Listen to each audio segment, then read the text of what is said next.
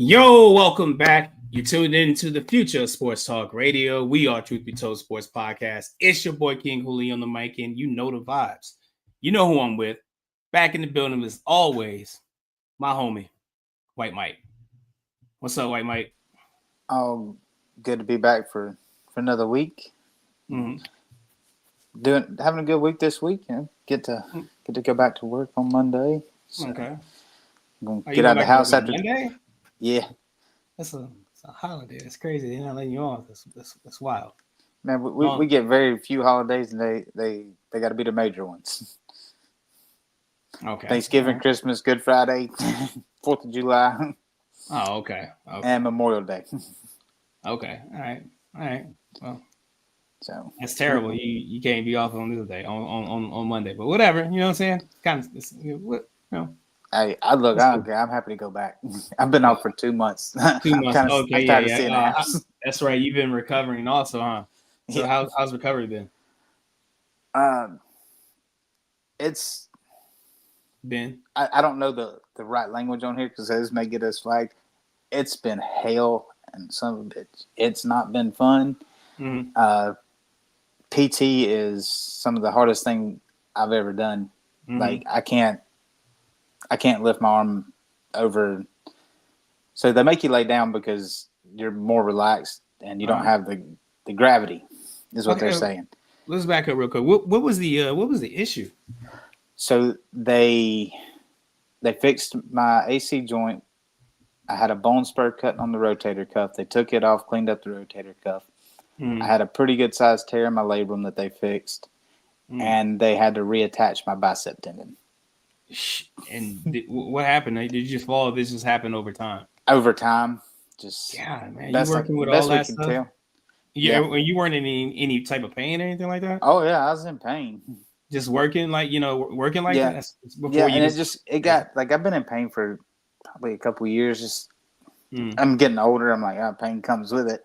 Yeah. And then back in March, I was like, I hurt myself. Something happened. Something's not right. Mm-hmm. And it took me forever to get into the doctor, and then it took me forever to get into surgery. So here we are. Okay. All right. Well, I'm happy you're back on the up and will be returning back to work. Even though I disagree, it shouldn't be on Monday, maybe Tuesday, or maybe but whatever. But I'm happy you're back on sending you back on your feet, man. So that's good to hear. Hollow Point is on his way. Well, we do have an extra special guest in the building. He's been here before. He's damn near like a special guest co-host. That's what I'm probably gonna call him. He's a special guest co-host. He likes to fill in. He loves to fill in. He texts us. He lets us know like, hey man, let's talk about this. Like he comes over with ideas just to get him back on the show, and I love that, man. I love that. I love a guy that's down with the team, man. So good to be talking about the one, the only Coach Bo is in the building. Oh, what's up, Coach Bo? Hey, King Huli, how's everything going? I just want everybody to know that there's some wild stuff going on out there, and you better get right with the Lord because we are about to experience a snowstorm in Mobile, Alabama. And if you're not familiar with Mobile, Alabama, we are about 30 minutes from the Gulf of Mexico. Mm-hmm. We are way down south. We don't get much snow. I think it snowed here about 10 years ago. So close to that, right? I think everybody count your blessings. That's right. Count your blessings. Pray the rosary. Do whatever you got to do. Make sure you got all your will and everything in place, and tell all your family you love them because it's coming. and we teachers love these days because there is nobody right now watching the weather report more than teachers in Mobile and Baldwin counties. They have one one bottle of liquor in one hand, and you have have one eye on the bottle of liquor and one eye on the TV, right? So I figure it out. Is it gonna be a snow day? That's crazy. That's pretty close. What's wild is, man, growing up in Mobile, I remember, the snow days. I remember the one, I think was it our senior year, maybe it was our junior year. That was a cool one. That was we had so much fun with that one. It started snowing when we were at school. Yeah, we were in school. Like it was right after like 93. No, this was like 97. 97. It was our winter program. It was our winter program, 97. And it started snowing right after that, which was cool. Yeah. It was like, for our Christmas program. Oh, and then also, too.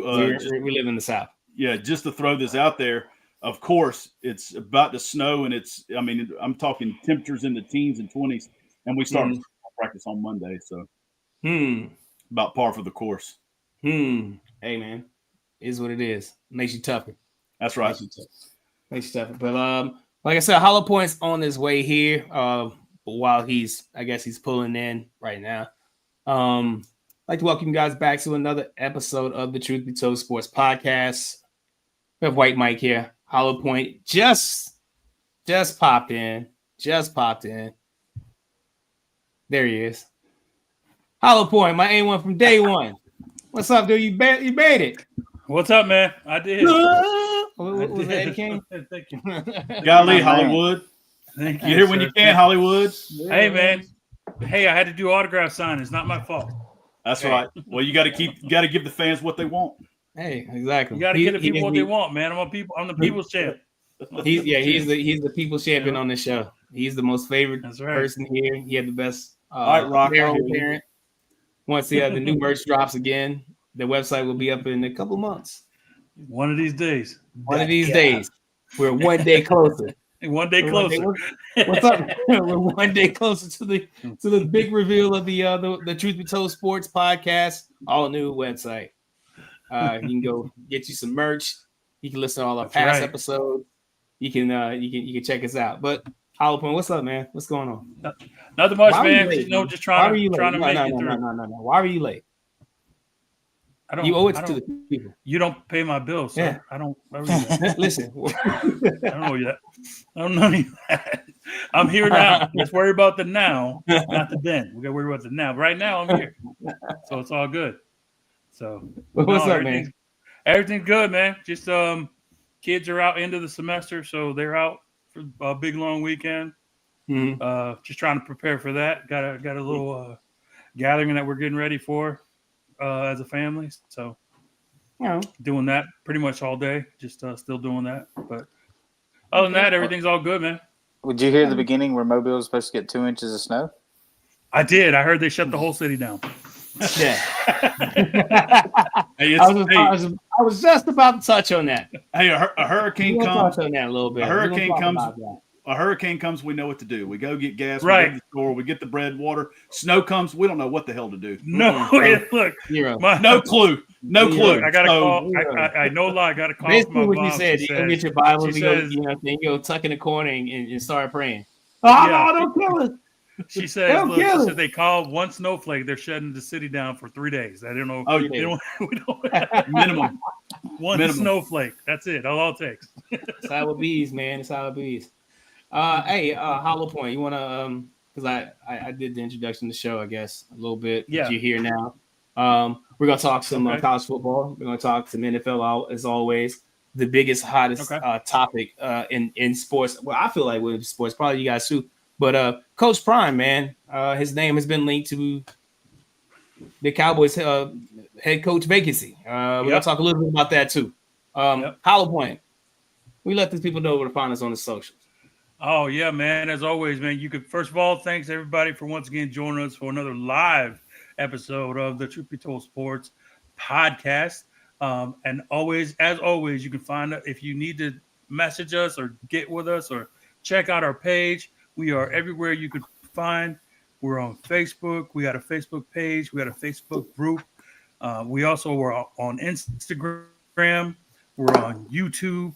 And we are actually where you could go there and like and subscribe.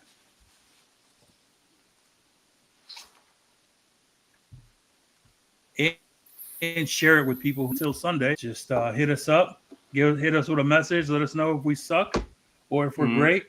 Either way, and we usually respond most times with positive. So all responses are welcome, and we appreciate your support. So and as our as my co-host said, that website is one day closer to launching. So back to you, sir. That's terrible, man. I hate when you do that, dude. You don't have to. You just said you brought it up. I'd never bring it up. You bring it up. Yeah. I said it already. You don't have to throw the extras in there. You know, that's what's like the extras. It was part of my shtick, though. I got that guy. You know what I'm saying? We don't have the .com no more. See, you got okay. Hey, when you're the people's champion, you do what you want.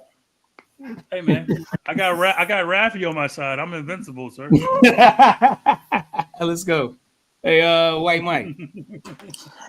Yeah, I'm ready. I think it's gonna be an unfair advantage with Bo in here for you guys, but I think we got this. Yeah, it is. Oh, okay. Yeah. All right. Okay. Well, let's see. Let's see. Well, Always I've is. Hollow Point. I got my Macho Man College shirt on, heavy. so it's nothing but good vibes over here. Yeah, you do. I see it from here. Where are the glasses though? That's the problem. I got them because I went as the Macho Man.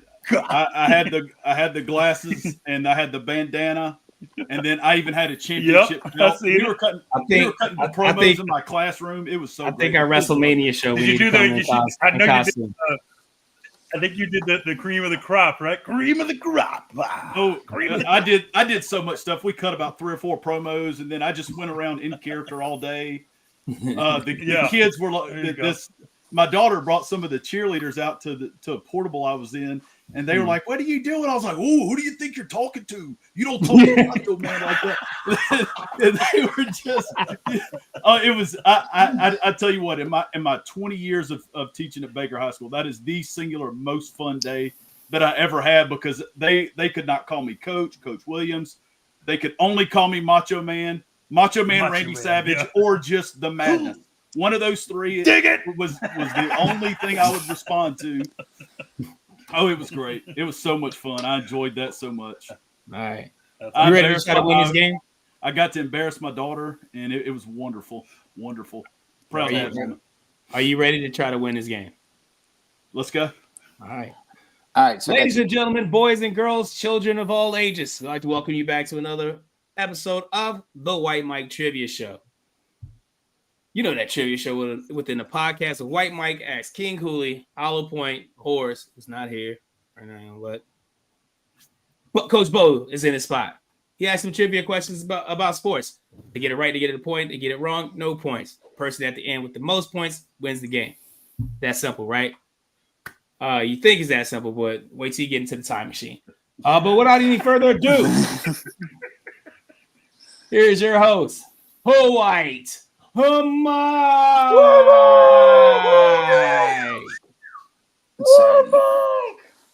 Yes, loyal fans, I am back. I know y'all missed it, and y'all have had to deal with no questions or any other games that have popped up. So I have you 2 NFL and a college basketball. So we'll start with this. How many rookie quarterbacks have won a playoff game?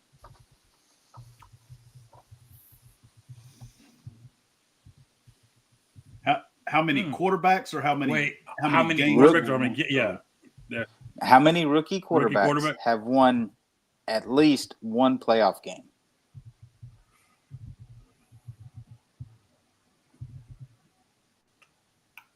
I'm going to go 3. Hollow Point. That's what I was going to say. I was going to say 3. I'll go 5. 3, 5. You know what? I'm gonna go right in the middle and say 4. Give me 4. Price is right. Yeah, I was gonna say 2. I mean, y'all. Thank you, Bob Barker. Y'all trying to, yeah. But none of you are close. Damn it! Damn it! What was the answer? 13. Wow. 13. Yeah, you have Jaden Daniels this year. Yep. C.J. Stroud. Yep.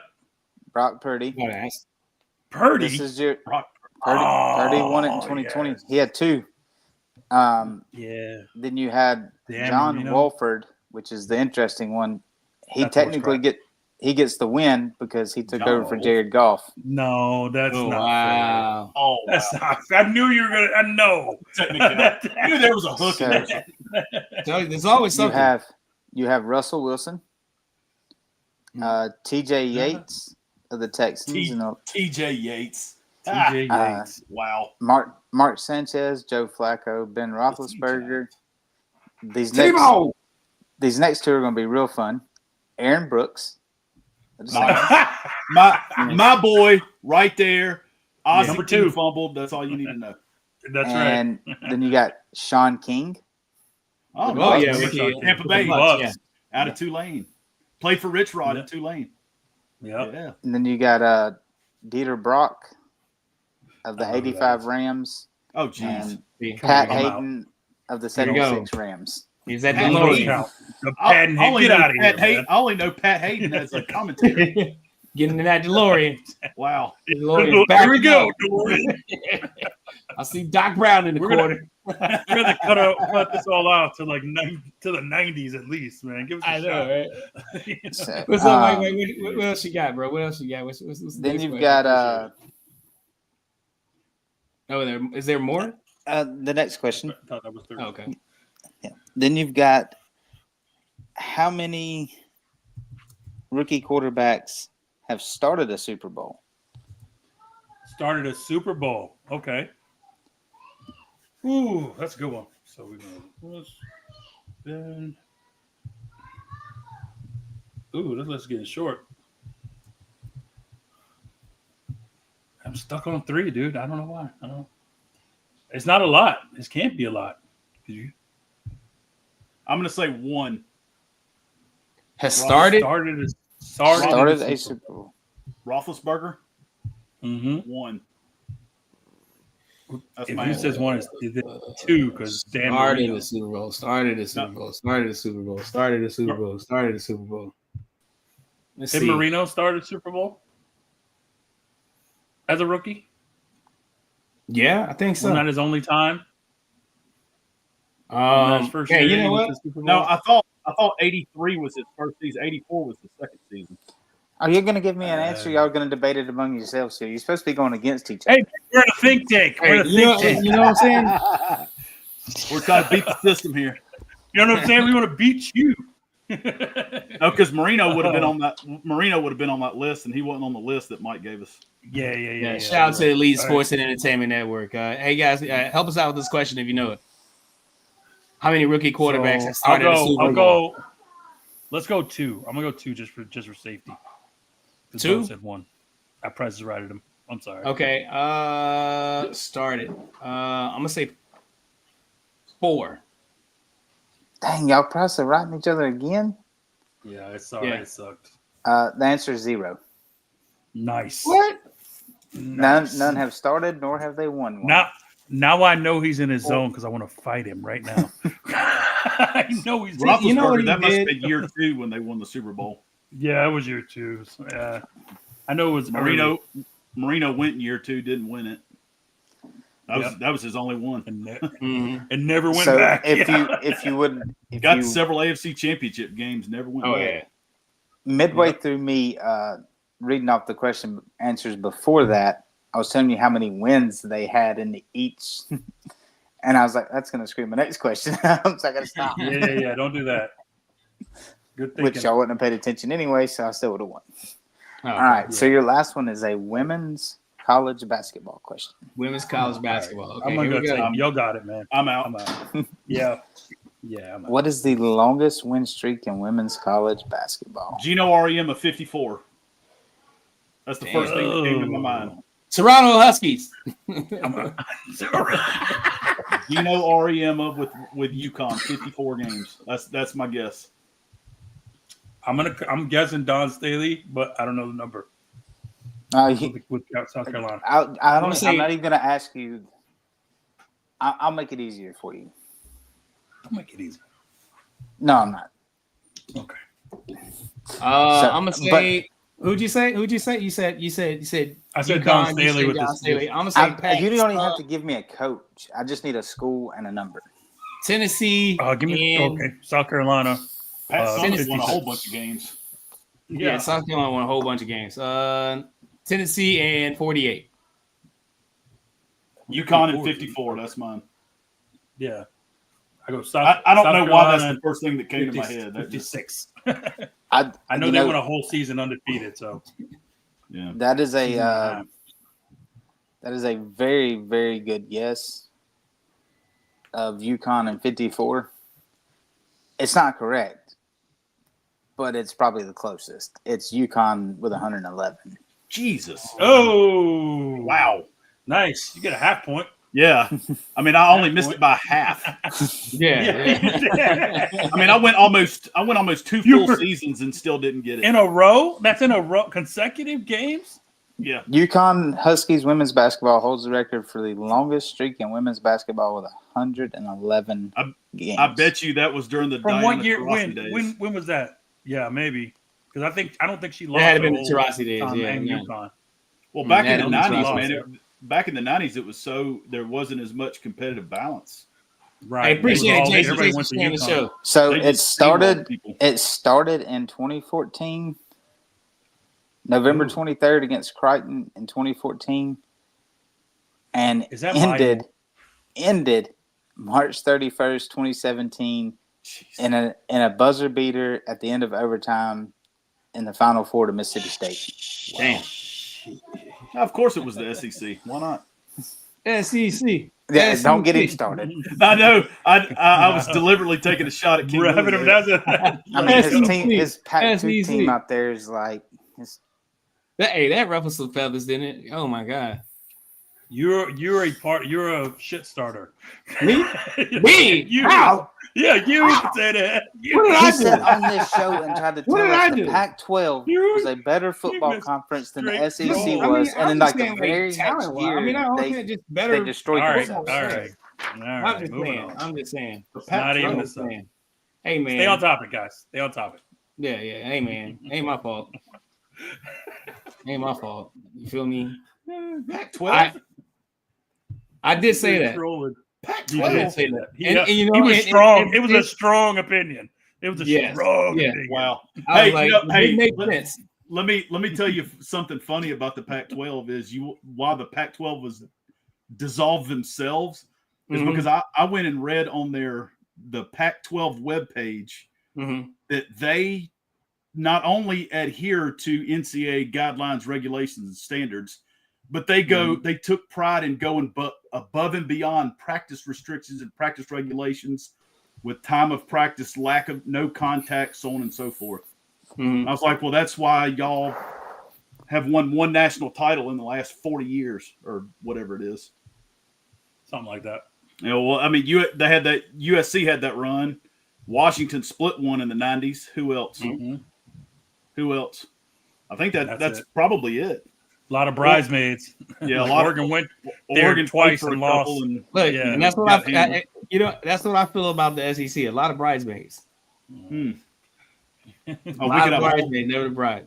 a whole show on that. I'm sorry. Yeah, for We sure. can't. I'm Yeah, talking. I mean, and I'll kind of clarify. I guess is speak it out, man. Just there's 16 teams in the SEC, right? And only a couple of them each year. Only a couple of them are good. Only a few of them, and those are the ones at the top. The rest of them are just mid, man. And the rest of them, the ones that aren't mid are fucking ass. It's becoming about time. And I don't want to hear that. Oh, they come play back each around. other. Fuck that. I don't want to hear that shit. So every conference plays each other. What's that Hey, even man, mean? I'm gonna take your soapbox and throw it away, man. I Don't. get No, this. I'm just saying. I mean, you can't tell me teams like I'm not arguing with you. You're arguing with Miss and yourself. Mississippi State are good teams. You can't tell me. Vanderbilt's a good team. I'm You not can't tell going me to tell that. you any of that. You can't tell me any of that. So who can you tell me what is I'm good telling you for is the argue conference? with yourself. So when we talk about SEC, we talk about Alabama, we talk about Georgia, we talk about LSU. Sometimes we talk about Florida. Sometimes we talk about Auburn. Sometimes, but the majority of the time we talk about two teams. So who do you talk about from the Big Ten? I'm not saying Big Ten or whatever, but I just think the SEC is overrated. Well, you can say that Really about is. every conference. You talk about But the last, no, what, 4 years. You talk about Penn State, Michigan. I'm not dick riding with the Ohio SEC team State. because like my team is in there. Yeah, the Pac-12 was so terrible they disbanded down to what 8 teams. I'm not. So I mean, I'm not saying I've never said they were. They were great. I've never just kissed their ass. But I'm just saying, like, arguably the two best teams from the Big 10, the Big 12 moved to the SEC. So somewhere along the way, you can say this about every Who conference. brought this topic up? You like the dude who I But understand it now. I understand it now. We let the shit No one starter said go. anything. Look, the I'm shit just starter saying. just sitting back there relaxing. Shit. I'm just saying. Damn. Look, Let's get to who is Bo's playing. pleased with himself back there. No, but I mean, it's not really. You know, you guys make it a bigger deal than actually I do. I feel like it's overrated. Yeah. Well, Y'all keep bringing it up. You can I didn't bring it up. I didn't bring it up at all. Because I know what you're talking about when you mention it. When I watch television and I watch the teams play, it's pretty obvious where the best talent is. And you can all you have to do is look at the NFL. Well, just look at the NFL. The NFL is drafted. Jordan, look at the playoffs. Most of the teams guys played at Alabama. You know what I'm saying? There's players all over from the SEC that are playing this weekend. That's what I'm saying is that the NFL has drafted more players from the SEC than any other conference the last 15 years. Teams. Recently it's been just two teams really, mainly Alabama.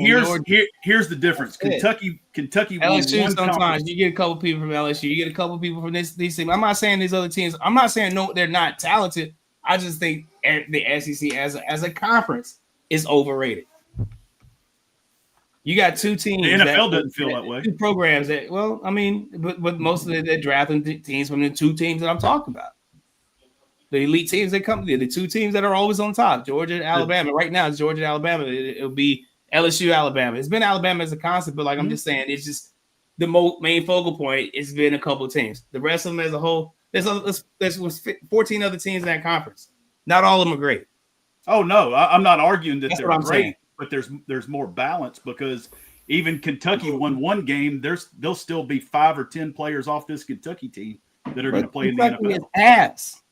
It's been historically ass. Like, what are we talking about? As a team, they've been ass. It's y'all are having two different arguments. I know what he's talking about. I'm just saying, like, just my thing is just the conference as itself, as a whole. When you talk about the conference, you talk about really two teams. Yes. You're not talking about Ole Miss or Mississippi State or the rest of the whole. The team. Next topic. Yeah. Shit. All right. The college, my which we calls are coming up right now, but the college football playoff is coming up. Look at my scrolls right here. Look at my notes. Oh, hey, King Hooley. Yes. I don't know if you saw this on my Facebook page. I reposted Riley Leonard's basketball highlights of him just throwing down monstrous dunks. You need to go look at it. Yeah, I gotta go do that. Hey, it is unreal. I gotta do that. I gotta check that. That's why he went to Duke. Phenomenal athlete. Hey, I'm telling you right now, I'm not saying he could play at Duke, but he could play the quarterback. Yes, he could play at good Division I teams. I mean, not like the high level teams, but he could go play at Division I programs. I'm telling you, he's unreal. He was good. All right. Well, speaking of, right, we're talking about Riley Leonard, the quarterback for Notre Dame, correct? Yeah, Riley Leonard. Okay. They play Monday, January 20th, for the national championship against Ohio State at 7:30 Eastern time on ESPN. Are you guys, even though it's not an SEC team, are you guys going to tune in? Of course, because I got some Ched laid down on that game, so it's college football. I'm gonna watch regardless. Oh, for sure. I watched. It doesn't matter to me. But yeah, I like Ohio State in that game. It's funny. You watch these games and this new 12-team format. It really mimics the NFL in the sense that the best teams aren't always going to be there. What I'm saying is who gets hot at the right time at the end of the season. And for example, seeds 1, 2, 3, and 4 did not even win a game. 5, 6, and 7 was it 5, 6, 7, and 8 were the final 4 teams.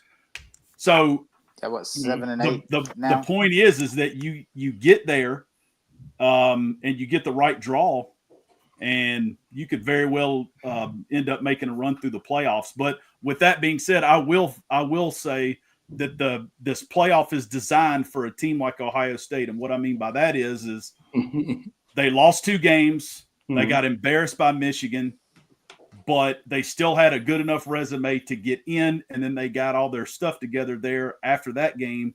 And that's what it's for. It's not for a team like Boise. A team like Boise will never win it. They don't have the horses. They might could get in and win one game. Might. I agree. Might. 100%. But to have to go through and to beat Tennessee and then to beat Oregon and then to beat who did they play? Texas, and then to have to turn around and play a Notre Dame in a championship game. I couldn't ever foresee a scenario where a mid-major like that could go through and win through. They don't have enough roster. No, you got to be in that, and like you said, not only enough roster, but enough talent down the roster. Because a lot of times those teams like that have good starters, like maybe good, not even good starters. Like out of your 22 on both offense and defense, you're going to probably have 4 guys that are difference makers on either side. Well, then the rest of them are like filling the roster kind of type guys, like hard workers. You know, they get gritty, but not really fast or jump high or any kind of athletic.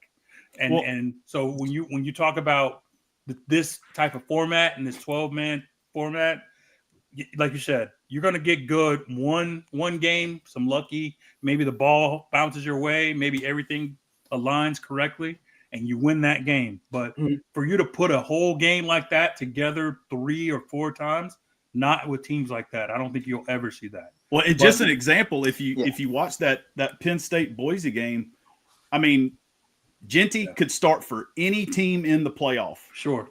And maybe that safety that had to cover that big tight end from Penn State the whole game, which I thought he did a pretty good job. That dude's legit.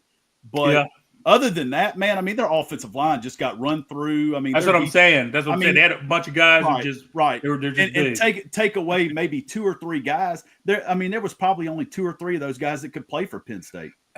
So that's my point. Is just like the format, and to your point when you said it's similar to the NFL format, kind of. I think they jacked up, and I'm almost certain they're going to fix it this year when not giving the conference championship a automatic bye, because they kind of jacked that part up. I think just, however your rankings line up at the end, if you're going to vote and vote your top 15 or whatever, just make that the seeds. Make it's easy peasy. If you're going to put your 1 through top 1, 2, 3, 4, give them that bye. That way it'll end up being what it's supposed to be. Ohio State had no reason or no business in the draw that they got in. That was the luckiest. They played tough. Don't get me wrong. They played like they're playing right now like Georgia played when they won it the first time. Like the best team in the playoff right now. They're like the best team in they're hitting people in the mouth, and it's like, please don't hit me no more. All right, one more time. I gotta bring the comment back up because I agree with Glenn right here. He said Ohio State figured it out after losing to Michigan. Well, they're embarrassed. So and Ryan knows they got his job's on the line. As an athlete, getting embarrassed is the biggest motivator. Yeah, they were embarrassed. So it's like Ryan Day, Coach Day knew his job was on the line if they didn't have a good showing. That's just bottom line, because he's lost to Michigan 4 years in a row now. 4 years in a row. So if you don't make it to the chip, and you can even argue that at least in 3 of those games he's had the better roster. Exactly. So like this year, if he would have lost and got bounced out of the playoffs, he'd go ahead and pack his stuff right now. Think about that. Michigan didn't even have a quarterback all year. Yes. I mean, you're talking about a team averaging about 90, 100 yards passing a game. They were like Iowa. they were so subpar on the offensive side of the ball. I mean, it just they looked like Iowa. And then we were watching that game. That's the reason they started at number 9. Yeah. And I know you're watching.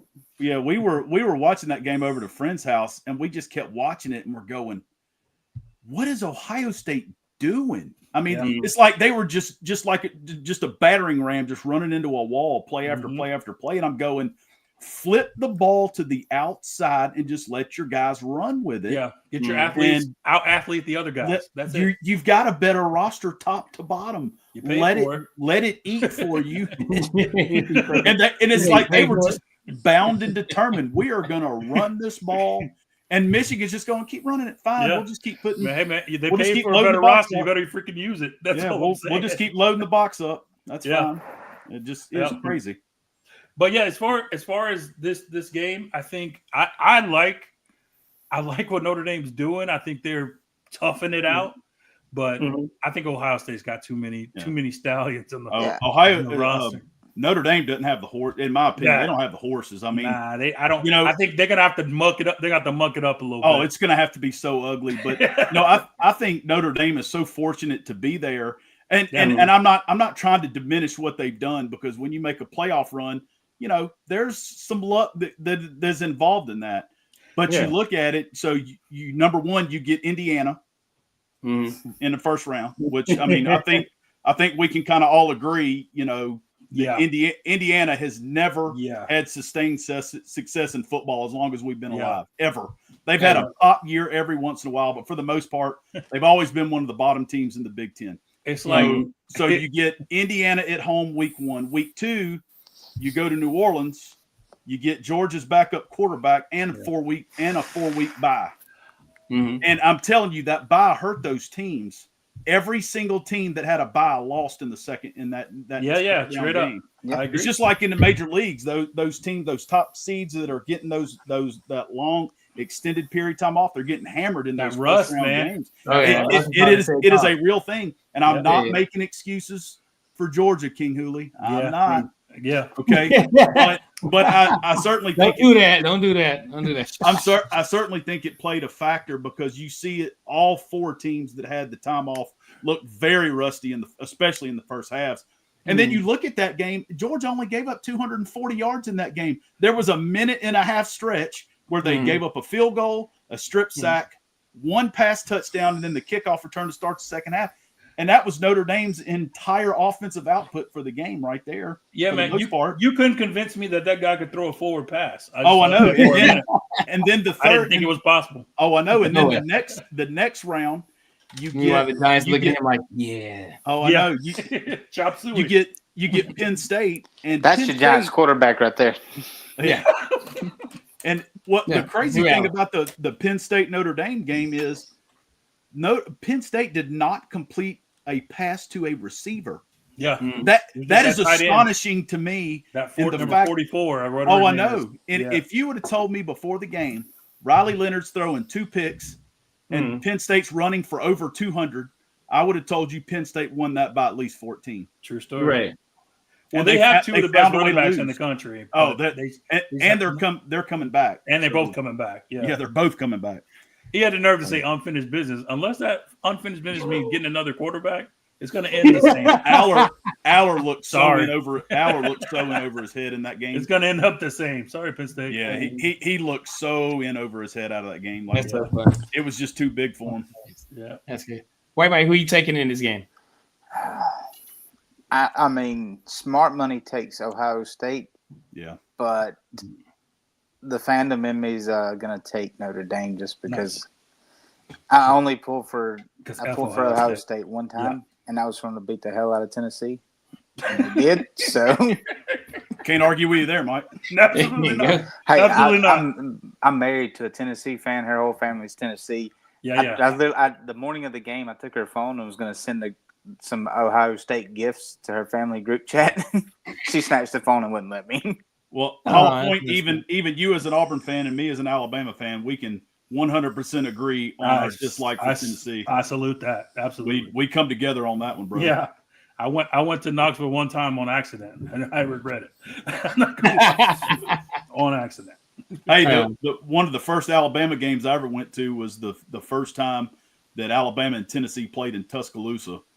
And you talking about, it was Sean Alexander and Jamal Lewis with T. Martin at quarterback. I mean, it was a hell of a game. But T. Martin was in his zone, man. That boy was. Bama came up short. It was like Bama came up short. I think it was 28-21 or 21-14, something like that. But man, you talk about some. Whoo, you were just waiting for something to happen. You could just feel it. You could feel the tension. You know, it was crazy. Yeah, good times. All right. I think so. Like we have Ohio State, and then White Mike with Notre Dame. So that means someone's going to win. Ohio State's going to win. Yeah. Hang on. All 3 of y'all win Ohio State? Yeah, absolutely. Can I change for the record? We know what happens if we all. No. It's not how that works. It's not how that works. Not how that works. The NFL divisional playoff round is this weekend. We have 2 games on Saturday, 2 games on Sunday. The first game on Saturday will be the Chiefs and the Texans. Texans. There we go. Mm-hmm. I had it, but like it sucks that I don't have my slides. Mm-hmm. What are you guys looking forward to seeing in that game? White Mike, we'll start with you. Oh, which game we talking about? Chiefs and the Texans. Really? I want to see Patrick. Oh shit! See.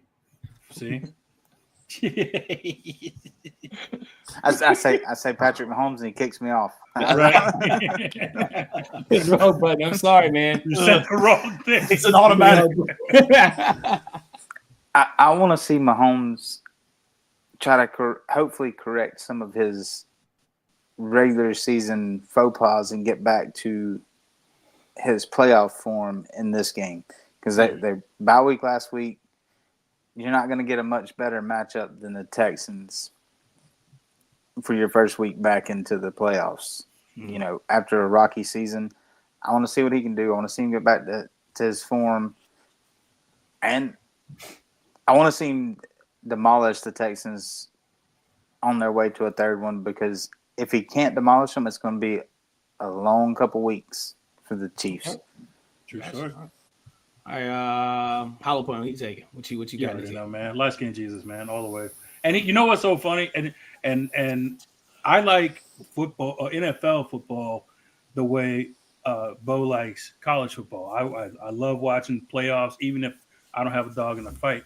I always love watching. Just this is the prime time to watch it, because everybody's trying their hardest to get to the ring, to get to the Lombardi, and everybody's giving it all they got. You hear some cracking of the helmets, like people hitting each other like they hate them.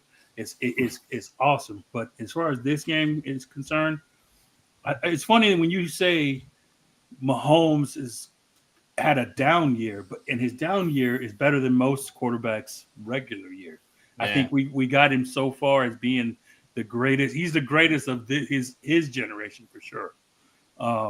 And he's one Super Bowl win away from going back to back to back and being in a rarefied air with probably just Tom Brady.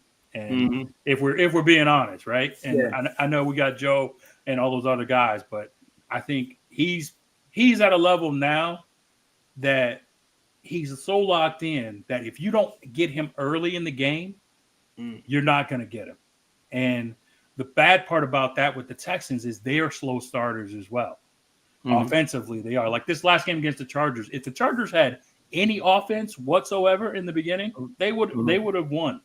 They would have won the game. CJ Stroud started. He was very unsure. He was overthrowing a lot of balls. He was inaccurate, and he was holding the ball a lot. The offensive line wasn't blocking that well. They weren't running the ball at all. And the Chiefs' defense is fantastic and very, very much going to be a big part of this game. So I see Kansas City taking this game easily by at least 10. At least 10.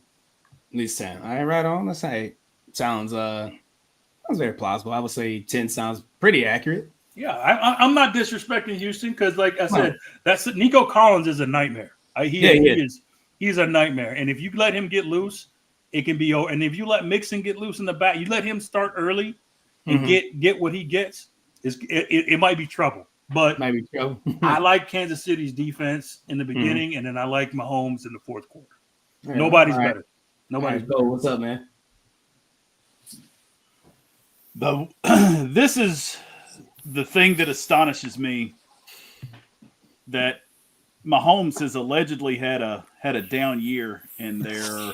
I don't even count that last game against Denver because they set everybody right, and they went 14-1.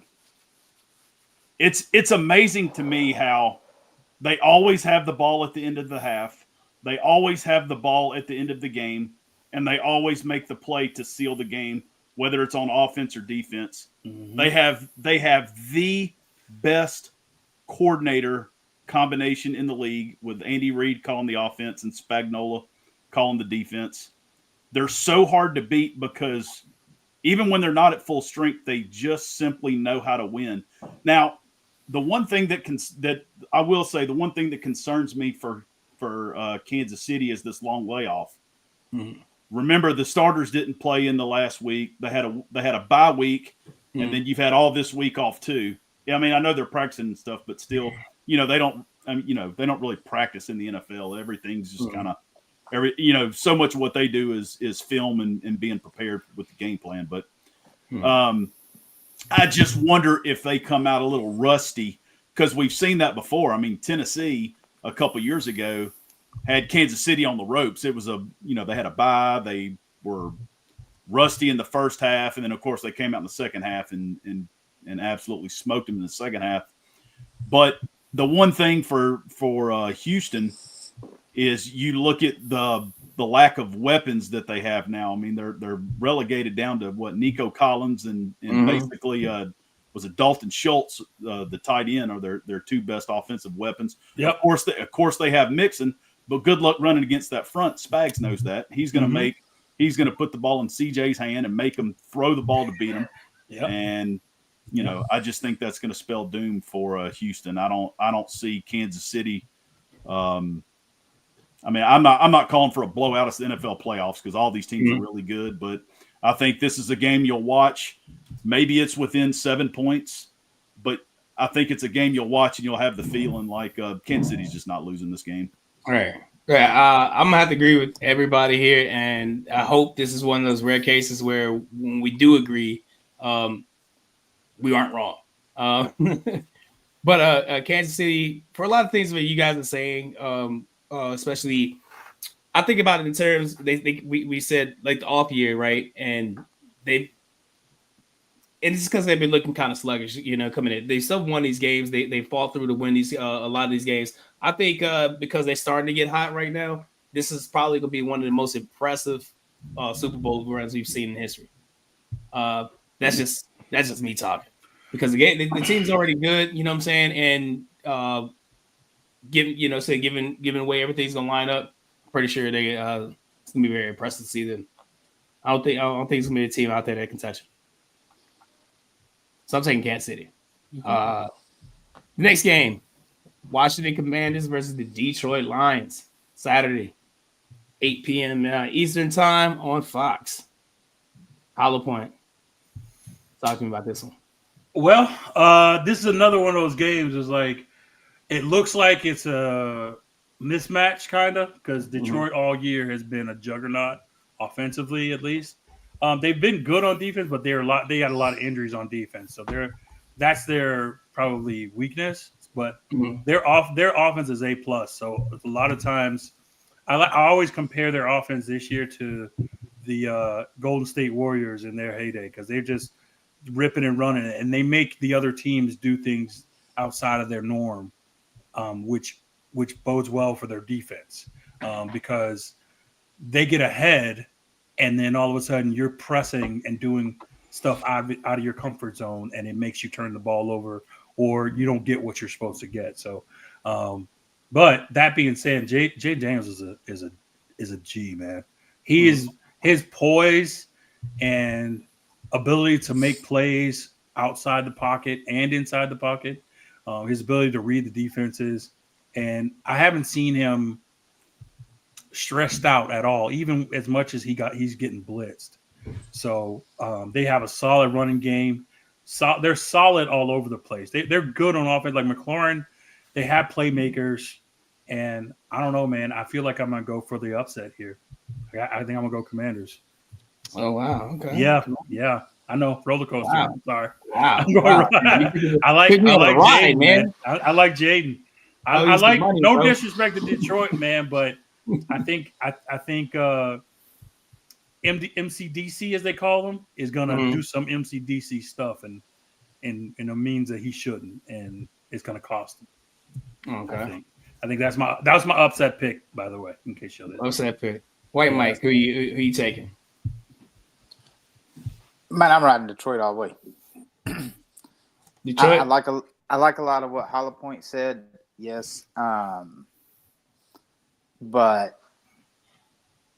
let me rephrase. I like a lot of what Hollow Point said due to a lot of the fact that Detroit's defense is, as well documented, being one of the most injured teams of all year. Mm-hmm. But this Detroit team feels different. I like them. I like what the offense has to do. Gibbs is going to make the Commanders' defense look silly to be nice, and then you got St. Brown on the outside. Give me Detroit by 7. Detroit by 7. Okay, all right. Detroit So I'm by still 7. good because nine's the line, so I'm still solid. All right, I like that. Coach Bo, what you got? We're not placing bets on this show, sir. Coach Bo, what you got? Well, I like Detroit in this game. I've grown up a Commanders fan. That's one of the teams I've always liked.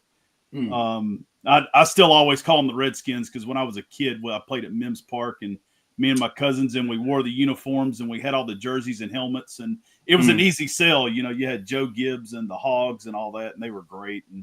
And as much as I do like the Commanders, I think they're a year away. I just think their defense is a little suspect. They're going to be indoors in Detroit, but I firmly believe. I mean, I could see this a 45-35, 45-38 game, 41-34.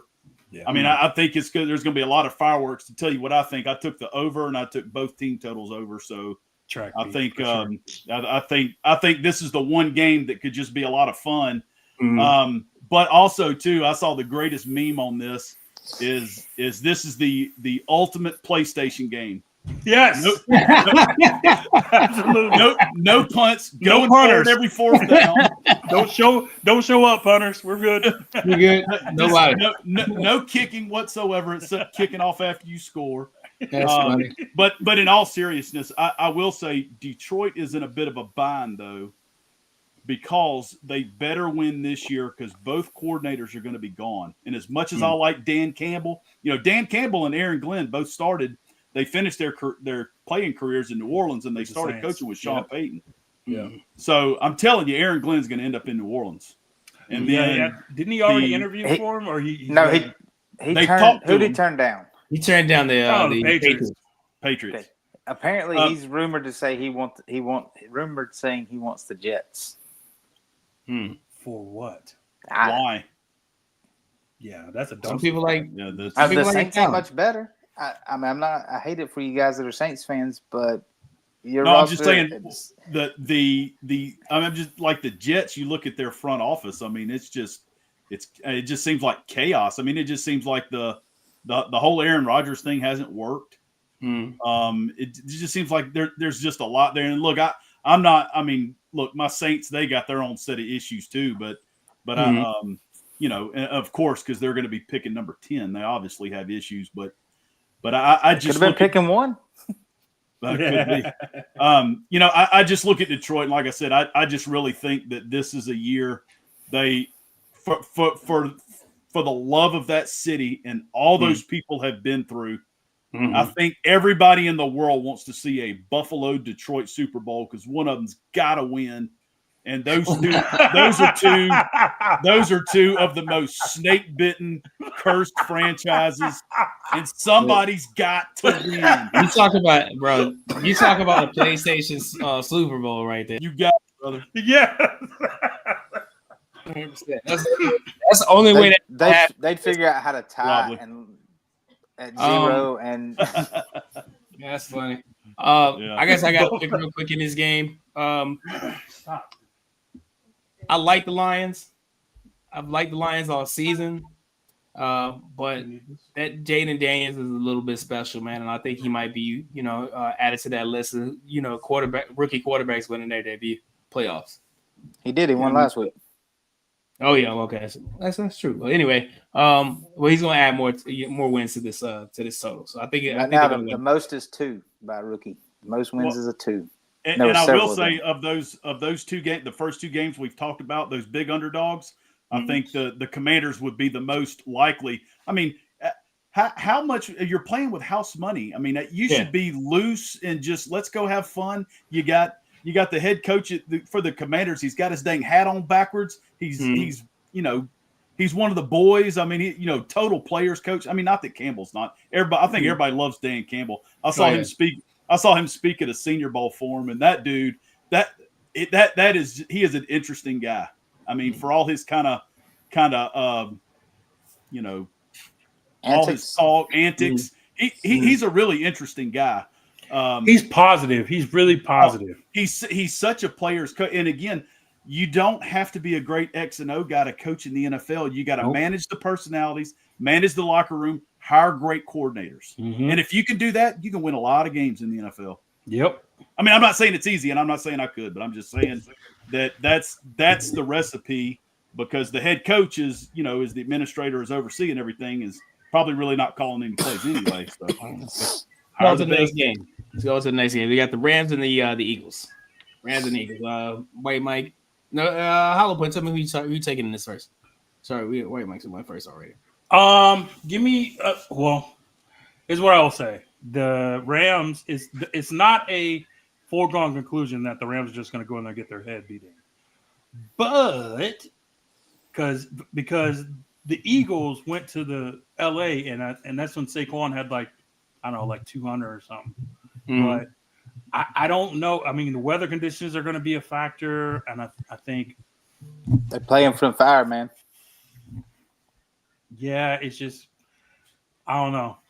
They have a call. You're right. They have a why. I wanna pick the Rams, but I got to say the Eagles just because of that running game, man. I think the Eagles still have the best freaking run blocking line, offensive line in the league.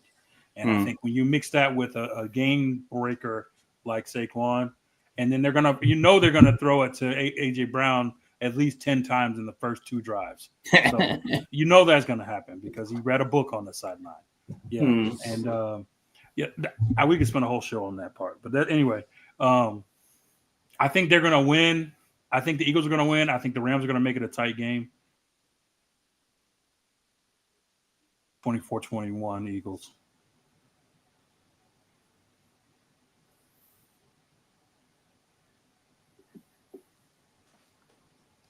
Nope. Is he muted? I don't know. Okay. Got me? Yeah, I got you. Okay. Hey, wait, Mike, who you got? I'm going to piggyback Hollow Point here. Saquon's going to make the difference. That offensive line, they're going to have to keep Saquon up and let him do his thing. It pains me to say this. If the Rams slow Saquon Barkley down and make Jalen Hurts beat them, the Rams have a chance to win. They're not going to slow Saquon enough to make Jalen Hurts beat them. Give me the Eagles 27-21. Nice. Okay. Bo, who you got? I'm going to go with the Eagles. I'm going to go ahead and be boring and generic. I just think that you look at these two teams. I agree with Hollow Point on the weather will play a factor.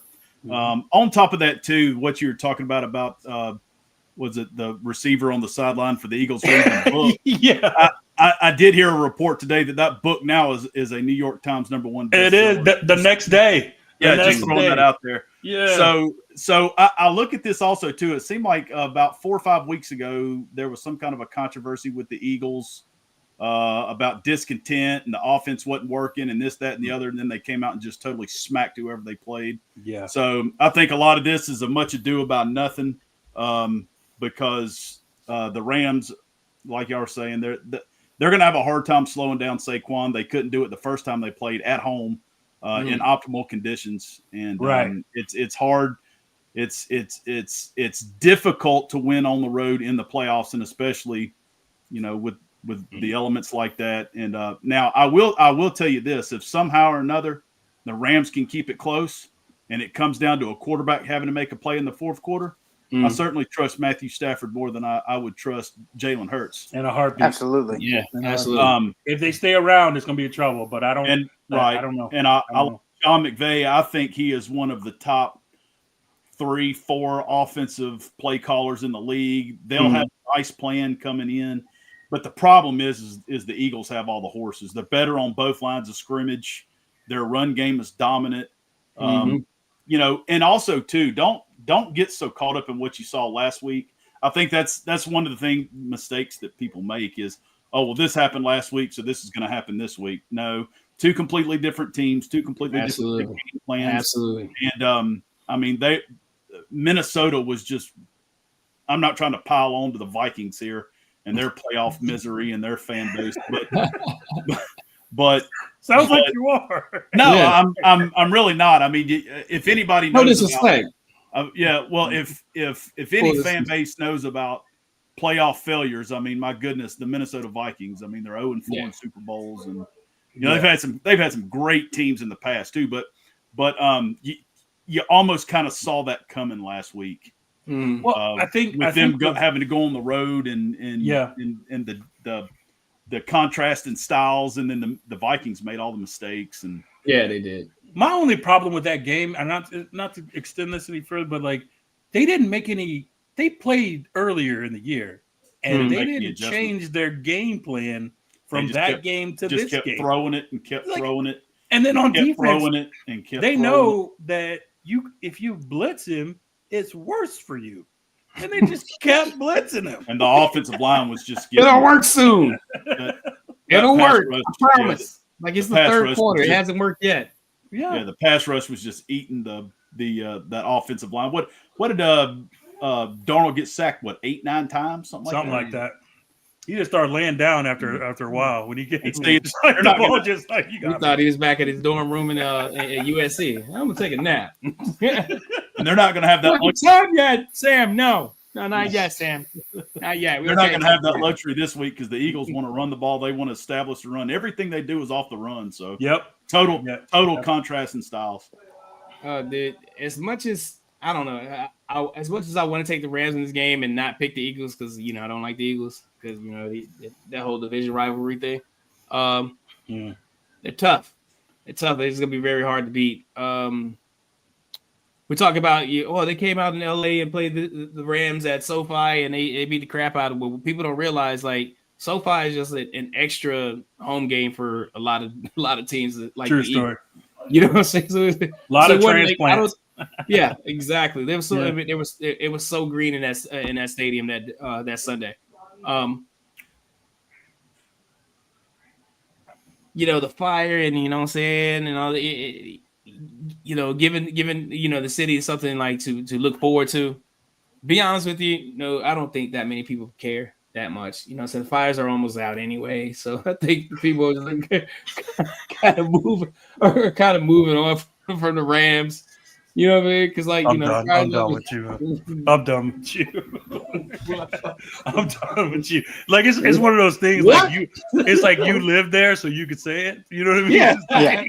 You live there, so it's hard for you to say. But it's like, come on, man. What? I can see it. Like people don't really care, right? But I don't. It's different this year. Just watching LA as opposed to when the Rams won the Super Bowl. You saw a lot more people during that playoff run celebrating the Rams. You know what I mean? I don't see that many people right now. Yeah.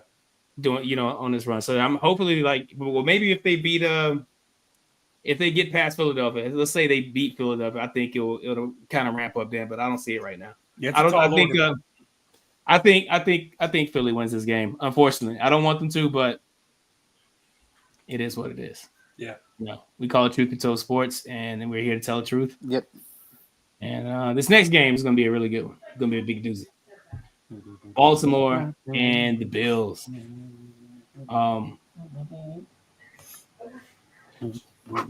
Man, please give me Baltimore. Please give me Baltimore. That's all I'm going to say. PowerPoint. Let me tell you. You know what I'm taking. But I'm going to tell you why I'm taking them. Of course you are. You like to hear yourself. Hey, this is what the show is about. Yeah. You want me to just sit? What do you want me to do? Ravens. That's it, and move on. No. No. Let me tell you something. All of America knows why it's the Ravens. Listen, that boy Derrick Henry in the backfield is a monster truck. Mm-hmm. I'll tell you. And also with Lamar making the concerted effort to actually run with the ball and get away. Like, so what? They call you running a quarterback. Run. If they're scared of you running the ball, run. And guess what? If you think I'm going to run, I'm giving it to King Henry. And if you give him a downhill slope, he's going to put your head in the dirt. Literally. Like, he's literally turn you into another meme. Yeah, he's going to push you about 5 yards down the field and step on you. Like, and then when you bring everybody in, Bateman's over the top. You know what I mean? And hopefully, I don't know if Flowers has gotten the okay because he did miss practice today. But hopefully Flowers is back. I saw Aguilar make an appearance, which was weird. But Mark Andrews is in his zone, and we got likely. So they got the two tight ends playing each other in the middle of the field. Bateman over the top. I think we're still good. So I got the Ravens going in there. It's going to be a tough. The Bills are the best fan base in the NFL, are not. The Bills Mafia is known. Damn near all of sports. I might that's an argument to have, but they're there for their guys all the time. So shout when out I seen that little baby go through the table. Yeah, go through the little baby table. I was like, they dig out the stadium before the game on a big snow time. So I got none but respect for the Bills fans. But I like what the Ravens got going on, and the defense isn't what we always know, but they're a bend but don't break style type of defense, and they're very opportunistic when they have the lead. So I like the Ravens to win this game. No disrespect to Josh Allen. He's a hell of a quarterback. Good second team All-Pro. Great job. But I think the Ravens take it 30-31. Give me 31-24. 31-24. White Mike, what you got? Well, Hollow Point just let all of America know the reasons that they already knew the Ravens were going to win. What was I supposed to say? And you know what? I can minus you one here. I can minus you one. You ain't even got to throw it to Bateman over the top. You can play a 3-man game with Mark Andrews, Lamar Jackson, and Derrick Henry, and you're going to beat Buffalo by 2 scores. Yeah. Okay. Bateman is good in the red zone. He's good he's good deep, but he's real good in the red zone. That's what he's been making his money at. Is just getting open deep in the end zone. That's what he's been doing. So, give me a couple little medium speed options, and I say medium because Lamar's a lot faster than Derrick Henry. Yeah. So sometimes when Lamar runs, it's like he's not even trying. It's ridiculous. You can't. It's like you. Go ahead. Coach Bo, who you got? What color is my shirt there, Hollow Point? It's purple. Yeah, it's purple. We're going Ravens too. That's right. And the Bills, they play more dime than anybody in football. Dime covers 6 defensive backs. 6 defensive backs. Mm-hmm. Their defense is a defense set up to stop, most like passing attack teams. Mm-hmm. But that's not who the Ravens are. The Ravens are a downhill, run it right at you team. And I don't know that the Bills are good enough in their front to contain that run game for 4 quarters. Now, the question I have is this. Are the Ravens going to stay true to who they are? Because it seems like the last couple of years in the playoffs, they have gotten away from the run game a little too much, and they have asked Lamar to throw too much and in too many inopportune times. Yeah, last year in championship game. Yeah, and it to me, I think this game is this simple. You can talk about Josh Allen, phenomenal player. You can talk about Lamar, phenomenal player. You can talk about the coaches all you want. If Baltimore stays to the run, they win this game. It's that simple. If King Henry touches the ball 20 plus times, 25 is the magic number.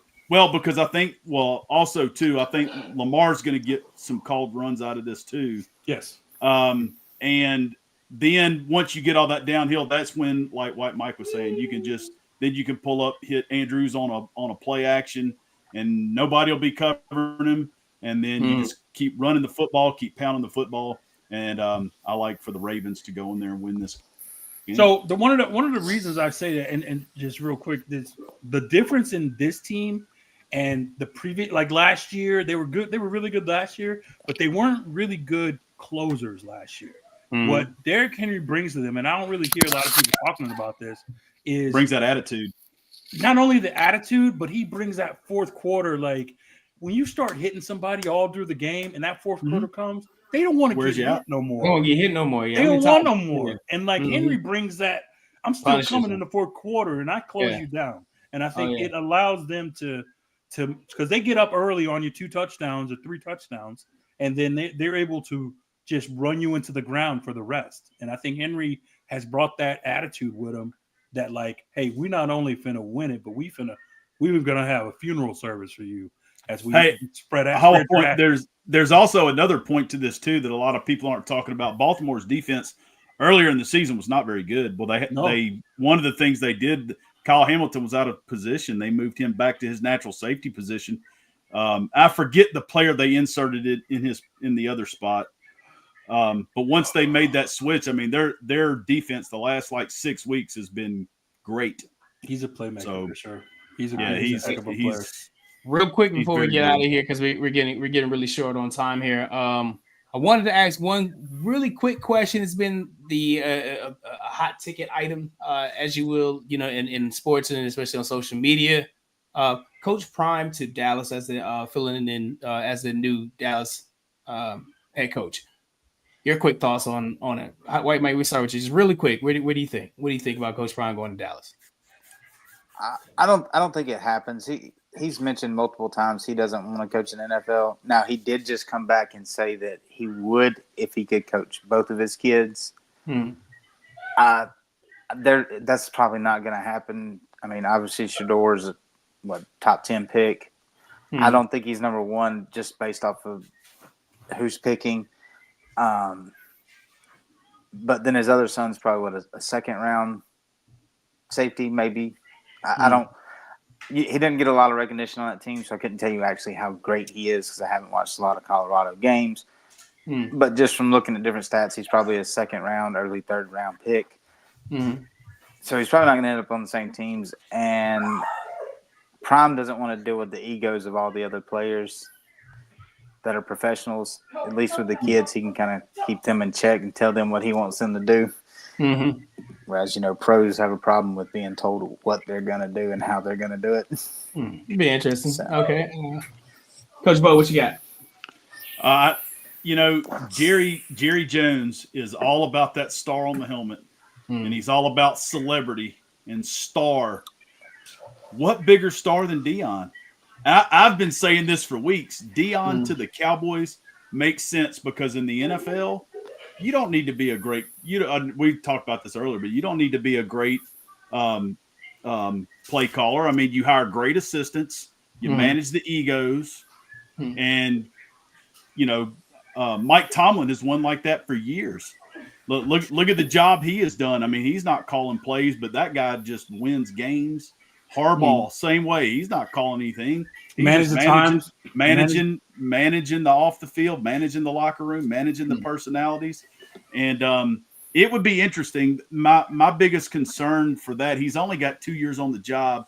But the one thing that I noticed about him in Colorado, it was like the first year was there was no such news as bad news as long as they were being talked about. And they didn't win a lot of games, and they actually got it handed to them pretty good. And then this year, less talk, less chatter, better play. And I think you saw some real growth and development in Deion's coaching ability in year 2. So negative publicity, still publicity. That got players wanting to come there. Yeah. That's 100%. When we were talking about this off camera, that was Lane Kiffin's mentality when he went to Tennessee. Because Tennessee was in a bad way when he got there, and he said, "Hey, no news is bad news as long as we're being talked about." Yeah, there you go. Let's see. Oh, it's my. Did Hollow Point get you? Yeah, right. Hollow Point. My fault. I think I'll keep it sweet. See, he stays, but at the same time, cash rules everything around me. So if Jerry throws a big number out, he's going to take it. But I don't think Jerry wants him in a sense to where he knows he can't really control them.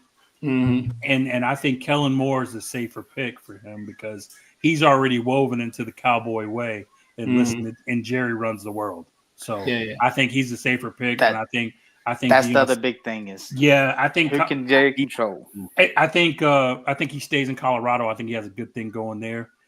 He seems to like it there as long as the money's right. I heard some news around some sources and saying that they've had trouble not paying his assistants what they wanted and stuff like that. But that could be some, conjecture because they want to create a narrative that gets him out of Colorado. So I think he stays.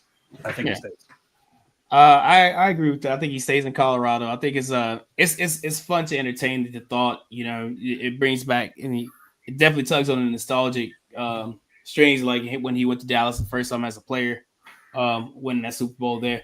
I think honestly, I have a theory that they are cursed. I call it the Deion Sanders curse because the last time the 49ers won the Super Bowl, Deion Sanders was on that team. The last time the Cowboys won the Super Bowl, Deion Sanders was on that team. I don't know how they're going to break that curse. I don't know what's it going to take for that to happen. That's true. I don't know what's going to take for that to happen. But maybe that's what the Cowboys need to do. They need to hire Deion Sanders. Maybe. Because I think they tried to figure it out. It was I think maybe it was Jimmy Johnson. We cursed him, you know what I'm saying? And then they put him in the Ring of Fame, Ring of Honor. And you saw what happened to their season. Terrible. It was glorious. Hey, they won a playoff game. They won a playoff game after putting him in the honor. Yeah, they did. Well, hey, that was a start. Yeah, Sonny Jurgensen played till he was like 45 years old. So he did. Don't put Lyle Alzado try to make a comeback at 41 with the Raiders. So don't put anything past anybody. Like Hollow Point said, cash rules the day. So cash rules enough everything around. Cash rules everything. You know what I'm saying? Deion came back and played for the Ravens at 37 because that's what number he wore. And everybody's like, "Why are you not wearing 21?" He's like, "Because I'm 37 years old. Somewhere it is." You guys got any honorable mentions? It still ran a 4.4. I have one. The Australian Open's going on right now. That's a tennis grand slam. My mom's a huge tennis fan, especially the women's tennis. So her she always tells me about it. So that's my honorable mention is the Australian Open. I think now they're in the fourth round of it. It's a tennis major. It's like Wimbledon, but in Australia. So those of you who don't know, we try to talk about all the sports here. So I want to give the tennis a little shout. So, good luck to Coco.